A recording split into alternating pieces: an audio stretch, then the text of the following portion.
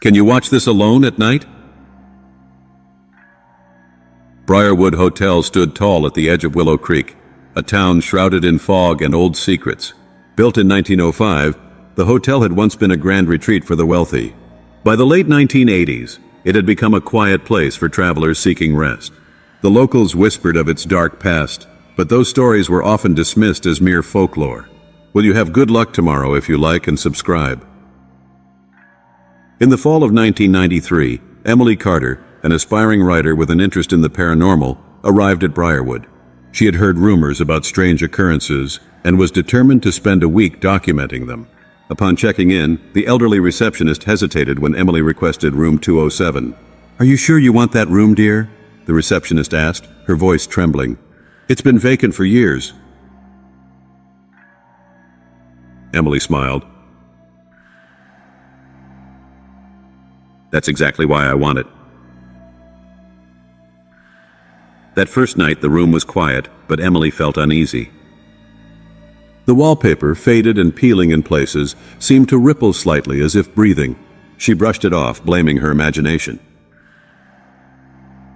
By the second night, strange things began to happen. Emily woke to faint whispering.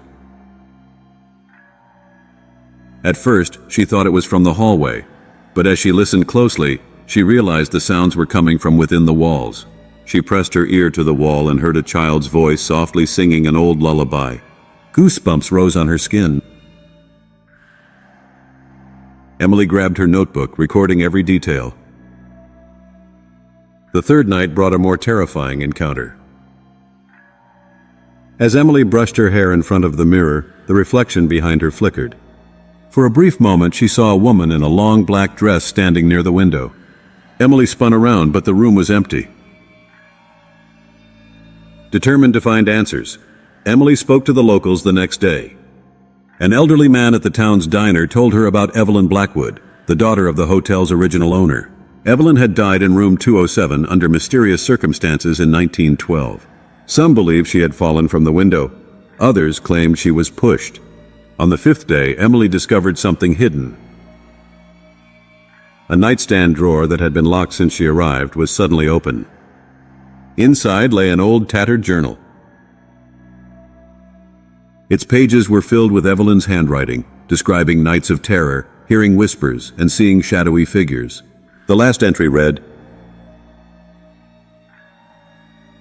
"He watches from the walls. I cannot escape him." Emily felt a chill. That night, the whispering grew louder, evolving into cries and desperate pleas. Emily stayed up, camera in hand, ready to capture any evidence. At exactly 3:07 a.m., the lights flickered and the air turned icy. The mirror fogged up and words slowly appeared. "Help me."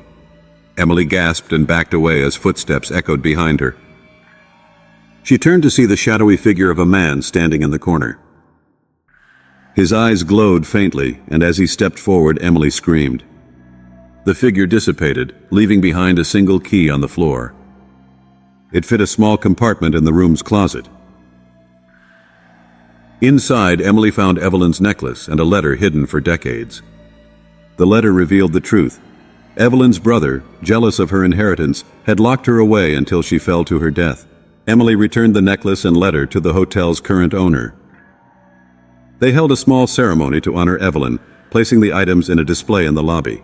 Since that day, room 207 remained quiet. Emily published her findings, and Briarwood Hotel became a destination for paranormal enthusiasts.